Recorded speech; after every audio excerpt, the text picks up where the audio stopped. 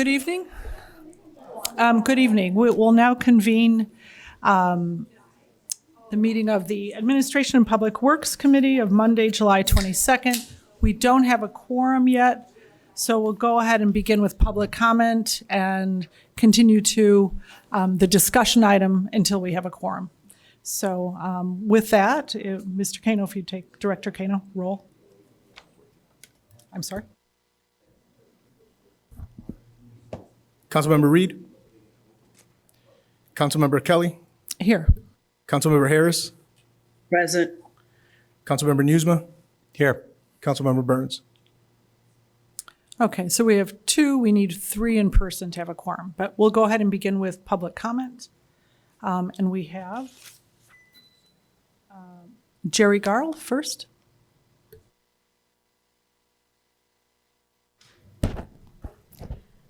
Good afternoon, Councilmember Kelly and members of the Administration and Public Works Committee. I'm Jerry Garl, co-chair with Alexander Davis, who wishes she could be here tonight, of Environmental Justice Evanston. I'm here tonight to address item A5 on your agenda and express our strong support for the selection of MKSK to conduct the environmental equity investigation. The central focus of Environmental Justice Evanston for the past 10 years has been to obtain a clear-eyed look at the root causes of inequities and disparities in living conditions in Evanston and to reduce their disproportionate impact on the health and quality of life for low-income Black, Brown, and all people of color in Evanston. MKSK's previous work in Evanston demonstrates their ability to conduct an investigation that puts engaging people and listening to their lived experience first.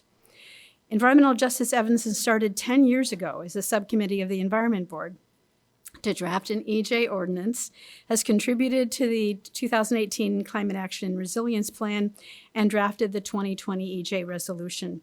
The sharp insights brought by the city's health department's E-Plan report, as well as information we've heard directly from residents through our own listening sessions, have reinforced the need for this investigation. And the timing is right. The current process to prepare the Envision Evanston 2045 Comprehensive General Plan should reference this ongoing environmental equity investigation as important input to future planning and to document in writing the EEI's intended influence on planning, even if it's not completed before the Comprehensive General Plan draft goes to the Land Use Commission later this fall. And finally, I want to express gratitude. In addition to calling out members of Environmental Justice Evanston, past and present, I see Eleanor Revelle here, who is an original member, for their patience and dedication in pursuing this investigation. We're very grateful to Kara Pratt and her staff for their leadership and hard work in eliciting this proposal and their steadfast support for environmental justice.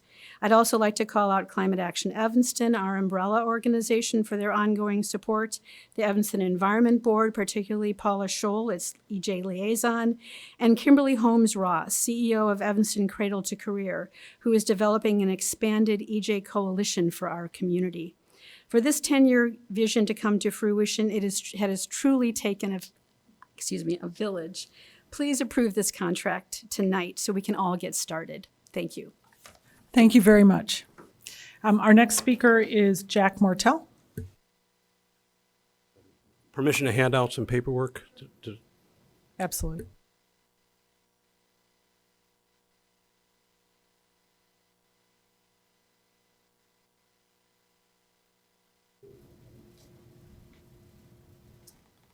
My name is Jack Mortell, lifelong resident here, retired firefighter. I'm the president of Evanston Firefighters Pension Board. I would like to take a moment. It was 39 years ago today that Marty Leone gave the ultimate sacrifice at a fire on Jackson. I just like being a firefighter, I've got to mention that.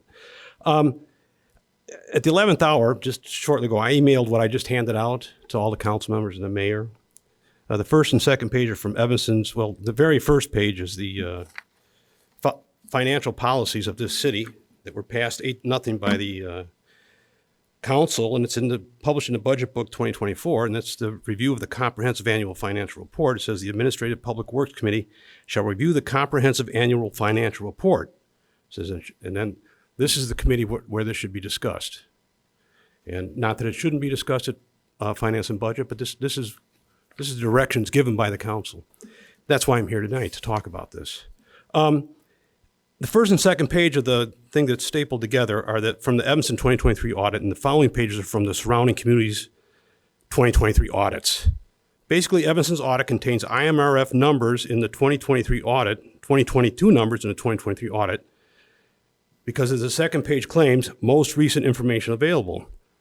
But if you view the other 5 budget pages, straight from their 2023 budgets, they somehow managed to use 2023 IMRF numbers. And even 2 of those are audited by Sickage. Why are we a year behind? It poisons the whole audit as far as I'm concerned. And numbers are off. They're off by quite a bit. Even like the net loss at the end, it's over $9 million difference. And that's how we built our 2023 audit on 2022 numbers.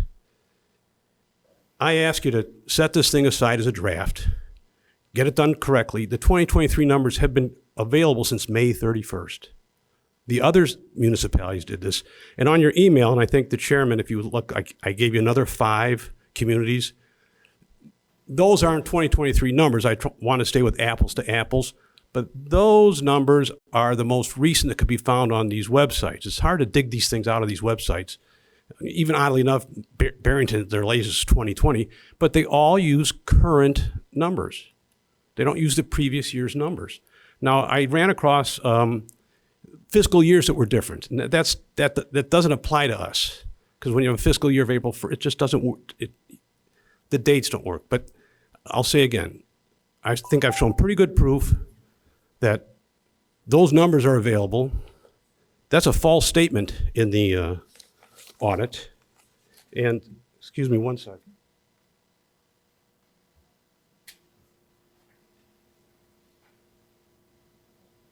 You know, if I had the audit itself, oh, here it is, the introduction. There's 2 things in this that says that it should be free from material misstatements. That's a material misstatements. Those numbers are available.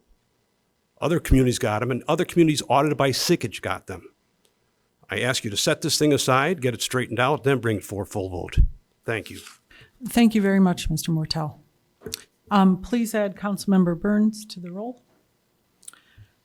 Okay, so are there any public comments online?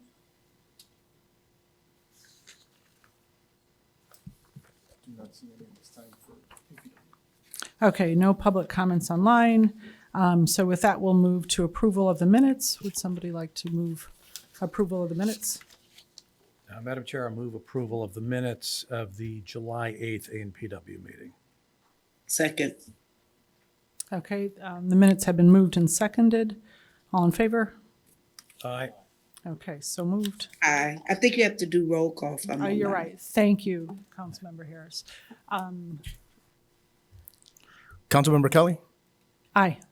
Councilmember Harris, Aye. Councilmember Newsma, Aye. Councilmember Burns. Aye. Minutes have been approved. We'll now move, would any council member like to remove any item from the consent agenda? In the interest of time, I will leave everything on. I had a concern or a question about A3. I've addressed that with staff regarding the fuel purchase. I'd like to track our annual fuel usage by gallons. And so Mr. Cholik agreed to do that. And I just wanted to give a nudge to anyone who has anything to do with the implementation of rooftop solar on Robert Crown to please get that done sooner rather than later. That's item A10. I've said my piece. I'm not going to pull anything from consent. Okay. Councilmember Burns or Councilmember Harris? No, thank you. Yeah, I'm good. Okay, great. Okay, then with that, would someone like to move the consent agenda? Madam Chair, I will move the consent agenda with nothing having been removed, but let's clarify that this goes from item A1 through A14. Correct. I think those were removed on the updated In case agenda. anyone Okay. Items. playing along at home is looking at A15, 16, and 17, let's note that Those have been items removed. have been removed from this agenda. So I will move items A1 through A14 on the consent agenda. Is there a second? Second. Okay, the consent agenda has been moved and seconded. Would you please? Councilmember Kelly, Aye? Councilmember Harris, Aye. Councilmember Newsma, Aye. Councilmember Burns. Aye. Okay, very good. Just as a point of privilege of chair, I would like to respond to what President Mortel of the Firefighters Pension Board brought up. It does state in our financial policies, and I think it does need to be clarified, it needs to be amended, that the review of the comprehensive annual audit, financial audit, that the Administration Public Works Committee shall review it, the audit. So I do have the concerns that he raised, and this absolutely has to be amended if we're not going to review it anymore at this standing committee. We can't just write things off and say, oh, that's a mistake, we don't do it anymore. This is a public body. So I think it is important that this is duly noted, that it is to be reviewed here. I looked over, and I did share this with staff too, and had concerns. Mr. Mortel brought these issues to my attention. I am very concerned with our audit. I will just say now, since it is supposed to be reviewed before Public Works, that we are intercalating 22 numbers with 23 numbers when those numbers were in fact available. So we're getting erroneous totals. There are many pages. I think there's about 17 pages throughout the budget that are mixing in 22 numbers from the IMRF pension, and then adding them up in different places, again, presenting numbers that are off to the tune of millions of dollars. So accounting is about precision, and you might consider it just a clerical error, even that it's not here at Public Works. But again, we are a public body, so we do need to amend that. We do need to be precise, especially when we're talking about budgets and accounting. So I would like to see us at council this evening where it is an item for action, that we consider sending this back as a draft, and that we get a final audit with the numbers corrected that incorporate the 23 numbers for the IMRF that are in fact available and have been available actually, I think, since March with the GASB report. So I just wanted to state that, and that we make a point of amending our financial policies to either, include finance and budget and eliminate APW, but we need to address it. Thank you. Okay, with that said, we'll now, would someone like to move discussion item D1? Before we do that, is Hitesh or anyone from finance here to respond? I think we'll probably have a robust discussion on this item at council, so, which is supposed to start in 8 minutes. I suggest having that discussion once rather than twice. Well, doesn't seem like they're here anyway, so Yeah. you may get your wish. Okay, I think we don't have anybody here from finance. Okay, all right, so we'll leave that for council. But I do appreciate President Mortel's bringing this to our attention. We do want to be precise and accurate in our reporting, and especially in our audit. Okay, with that, would somebody like to move the discussion of item D1? Madam Chair, I will move item D1, which is network communications disruption incident update for discussion. Okay, do we have somebody who would like to? Second. I'm sorry. Thank you. Okay, it's been moved and seconded.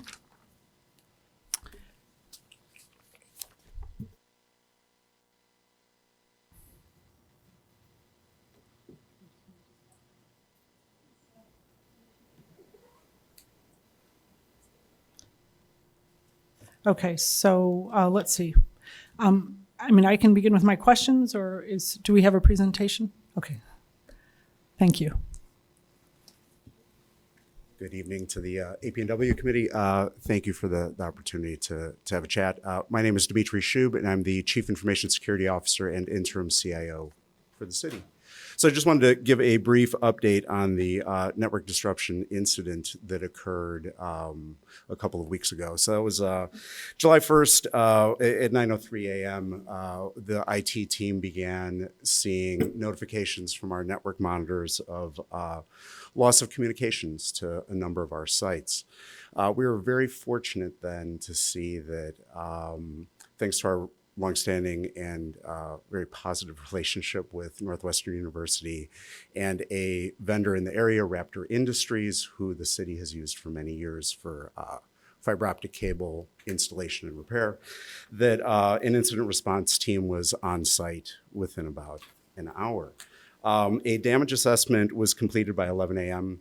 and an update was provided to members of senior leadership with the city.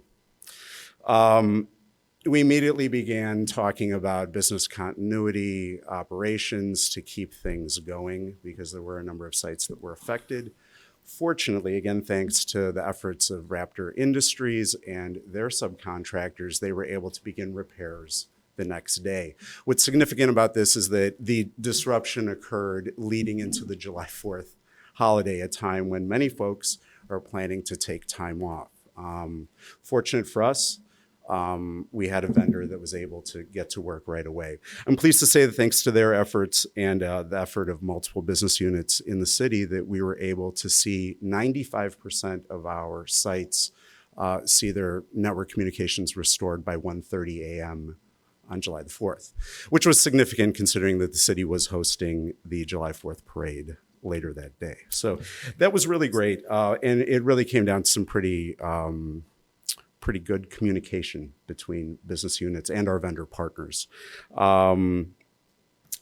We are made whole again, thank goodness. I think that if Raptor wasn't available, we may still be looking for third-party contractors today to perform repairs. So very fortunate in that regard. I'm wondering if there's any other questions that I can maybe address. I'm sorry, did you put your light on? Go ahead. Okay, so I had a couple, thank you very much. I really appreciate the presentation, Mr. Shub. So I guess, when I first heard about it, I was going to get my beach pass and they said, the systems were down and I thought, no big deal. Like, these things happen. But then I started to hear more. I got wind of more issues like that leads were down, that we were having issues with the live scan and clear fire department coverage and communications and water and even our wholesale customers. So I wondered if you could speak to that. Also, and it was 3 to 4 days. So how that, what the impact was for our wholesale customers, leads, our police department, fire. I just want to make sure that we're really clear on this. So going forward, obviously we don't want to, that we understand what happened. If you could talk a little bit about that. I assume Julie was called in to mark the area. I assume, right? That was. Yes, that is correct. So the incident happened as part of a roadway improvement along Leon Place near Ridge. This was a project spearheaded by the city of Evanston, a third-party contractor using a milling grinding machine managed to work their way down below grade and damaged underground telecommunications cables. This took down a number of sites, and to your point, it did affect locations such as beaches. There was a fire station. We saw leads access go down. What was key to maintaining communications through all of this is that our business units do take the time to establish operations for business continuity. So although things were not perfect, we were able to limp along for a couple of days until restoration was accomplished. Our Public Works and Engineering unit did work closely both with Northwestern and the contractor in question to perform Julie locates as part of this roadway improvement along the way. And they had regular meetings to make sure that this item was touched on and communication was clear. Great. Can you tell me what was the firm that we had contracted with that subcontracted? I take it was an asphalt firm? It was. I'm not familiar with the name of the GC or who performed the. It wasn't Joel locates. Kennedy Construction with the water main? No. Okay. Not to my And knowledge. the subcontractor, we didn't contract with them. It was a firm that subcontracted the asphalt firm, just so I understand. We didn't have a separate contract with a company that severed the cables. Is that correct? I'm not certain. I think that Public Works or Engineering could offer better insight on which contractor was involved and what the relationship was as such. Okay. And can you address, did this impact our wholesale water customers? I think Daryl King could perhaps speak to that a little bit better. There was some disruption. However, we did have people in place to keep an eye on industrial network operations as part of wholesale water delivery. It sounds like Mr. Cano has a comment. Yes, thank you very much. Good evening, Madam Chair, members of the committee. Edgar Cano, Public Works Agency Director. Happy to say that our water production and processes were not affected at all by this. The only thing affected were two customers as far as the way we were able to communicate with them since it was telecommunication. However, we were able to communicate throughout the entire process through cell phones, so there was no disruption in the communications or no disruption in the production or processes. I do want to thank Dimitri and his staff for making sure they got us back up and running.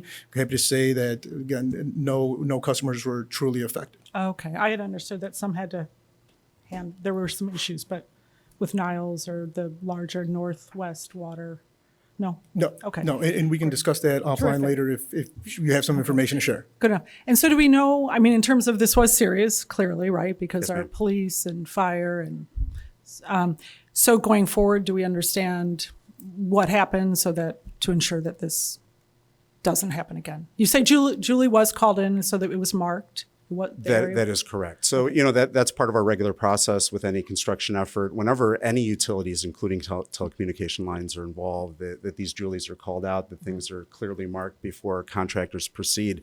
I think this is very clearly an accident.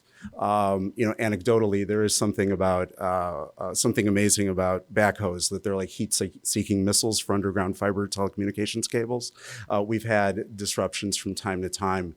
And you like to think that, you go underground and things will be safe longer. I think that when we look at the history of the city of Evanston's fiber optic telecommunications network, which has been there for over 20 years at this point, that uptime is well over 99%. So we're proud of that. This unfortunately was a very real accident. What can we do in the future to mitigate these types of disruptions? Probably work with our contractors a little more closely to say that, let's make sure that we're careful. Great. Thank you so much, Mr. Shu. Thank you. Appreciate it. Cheers. Don't mind. Councilmember Newsma. How does the university play in here? Were these cables owned by the city or are they owned by the university? The answer is yes. It was actually two fiber optic cable trunks that were damaged, one belonging to the city and one to Northwestern University. Okay. And so we're not sharing cables, but we have cables that are sharing a trench. That is correct. Essentially. Yes. Okay. Yep. In Got it. parallel. Right. Got it. And so the city's ability to meet our contractual obligations with our wholesale customers was not impacted, just to clarify that. And our relationship with Northwestern, do we ever share any IT infrastructure with Northwestern? There are portions of the network topology where we do touch, and it's really to maintain emergency communications. The detailed nature of that architecture and that topology is something that I'd be more than happy to talk about in private. Don't need to know those details. But the point is here, Northwestern was impacted as well. That is did correct. They have an obligation? Do they meet all of their obligations when it came to this entire process? Oh, well, I can tell you that they made the initial call to Raptor Industries to make sure that their repair and damage assessment team came on site. And I think the response was well above par. There was somebody there within the hour. It's a contractor that we happen to share. So Northwestern really did their part in terms of communication. And at some point, somebody's going to have to pay the contractor who made these repairs. Is that bill split 50-50 between the city and the university because we both had lines that were impacted? I think it'll ultimately depend on what is agreed upon, both between the city and the university and perhaps even our legal department. Okay. Thank you. Thank you. I have just, any other questions? So just for clarification, so the firm that was involved with the accident, was that a subcontractor or did we contract directly? Public Works could answer that more directly, but I believe it was a GC. Yes, it was a general contractor. It was the general contractor? Yes. And can I ask who it was? J. Johnson Paving. Okay, and so we contracted directly with Johnson? It wasn't a subcontractor? Correct. Okay, so we have a separate contract For paving of the street, correct. with Johnson? Yes. Okay, so not a subcontractor. Okay, thank you. Okay, thank you so much. Thanks, Appreciate everybody. Yeah. Cheers. I mean, I would think they would pay for it, right? Because it was their mistake. The city's still looking into everything to make a determination. Because in my mind, it wouldn't be the city or Northwestern potentially. So thank you. Okay, thank you very much. Okay, well, that is the last item. So with that, I believe our meeting is concluded. The meeting of the Administration and Public Works Committee on Monday, July 22nd at that time, at 5:31. Council will begin at 5:40. Okay, thank you.